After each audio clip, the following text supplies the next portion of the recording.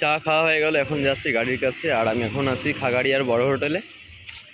কাল রাতে কিছু খাওয়া হয়নি, ওর জন্য সকালবেলায় এই ছোলা বাটারা নিয়ে এলাম। বিহার থেকে নিয়েছি, কাঠিয়ারের মুখটা থেকে। খাওয়া যাক, খেয়ে দেখা যাক কিরকম টেস্ট। বিহারের তো কোনোদিন ছোলা বাটারা খাইনি, ফার্স্ট টাইম খাচ্ছি।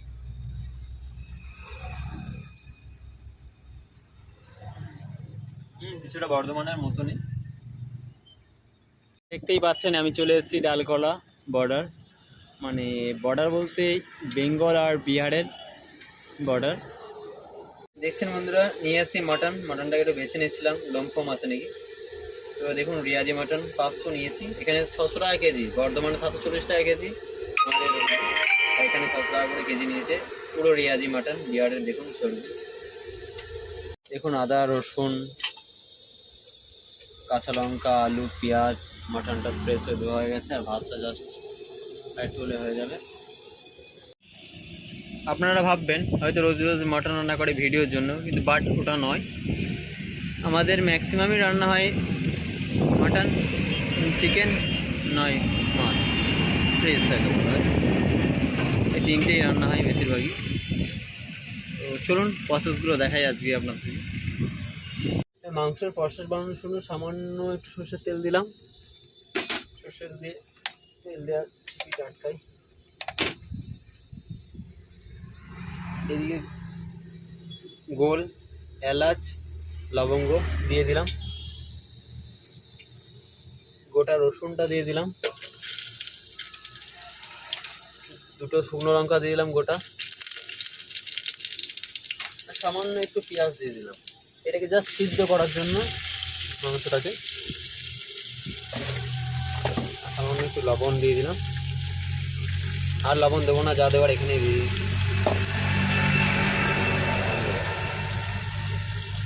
দেখুন উপর থেকে মটনটা দিয়ে দিলাম।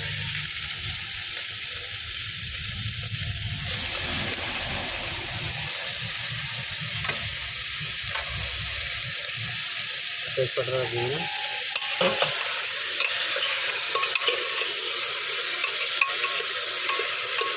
সামান্য একটু হলুদ দিয়ে দিলাম, জাস্ট এটাকে সিদ্ধ হয়ে রঙটা ধরার জন্য। আর সামান্য একটু রেড চিলি পাউডার দিয়ে দিলাম, বেশ হয়ে গেল। বাস, চাপিয়ে দিয়েছি, 4 থেকে 5টা সিটি মারবো দুবার। এই তেল দিলাম,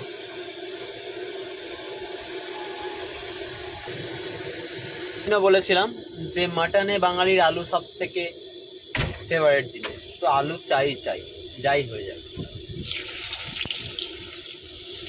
এগুলো ভাজা হয়ে গেছে, তুলে নিচ্ছি। লাল লাল দেখুন। বলেছি যে মাটনে একটু চিনি না দিলে মানায় না।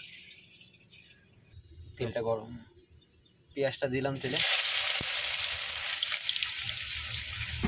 তাহলে বন্ধুরা, আমি বলেছিলাম যে আমাদের প্রথম ভিডিওতে করেছিলাম, এডিটের সময় হয়তো কেটে গেছিলো। আদা রসুন কিন্তু গাড়িতে আমাদের এই গ্লাসের মধ্যেই টেস্ট করা হয়। আজ আদা রসুনটা দিয়ে দিলাম পেঁয়াজের মধ্যে। পেঁয়াজটা ভাজা হয়ে গেছে, আদা রসুনটা ভেজে নিচ্ছি। দেখতে পাচ্ছেন পেঁয়াজটা লাল লাল করে ভাজা হয়ে গেছে, আদা রসুনটা দিয়ে ভাজা হয়ে গেছে। এখন মশলা দেবো। এই যে জিরে গুঁড়ো, লঙ্কা গুঁড়ো, হলুদ, গোলমরিচ পাউডার, মিট মশলা, গরম মশলা, আর সামান্য একটু হিং দিয়ে দিয়েছিলাম। এবার আদা রসুনের হলুদের পেস্টটা পুরো আদা রসুনের মধ্যে ঢেলে দেবো।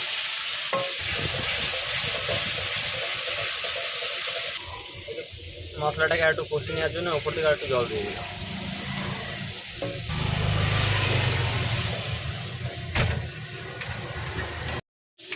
দেখতে পাচ্ছেন মশলাটা হয়ে গেছে, তেল ছেড়ে দিয়েছে পুরো একবারে।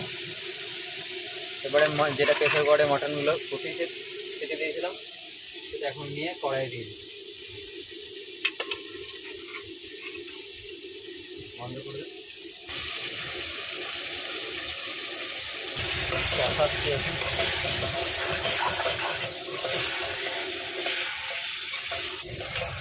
দেখতেই পাচ্ছেন মাংসটা কষা কষা কষানো চলছে। এখন তো দিয়ে দিচ্ছি সিদ্ধ হওয়ার জন্য। একটু ভাজা আছে, মাটনের সাথে কষিয়ে নিল। প্রেসার কুকারের জলটা মাটনের মধ্যে দিয়ে দিলাম, একটু ফুটলে ঢাকা দিয়ে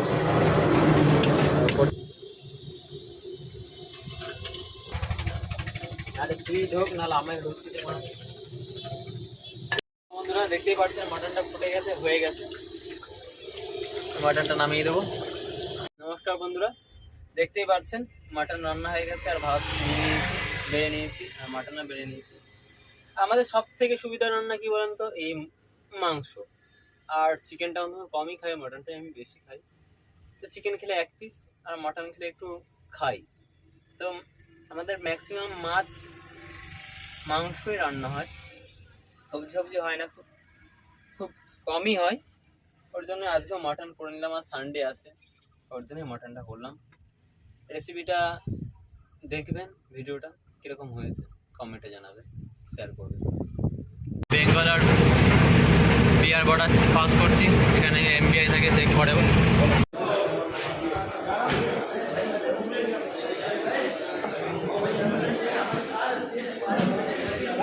শিলিগুড়ি প্রদীপদার হোটেলে চা খাওয়া হয়ে গেছে, এই এরপরে বেরোচ্ছি। দেখি স্টার্ট করি গাড়িটা।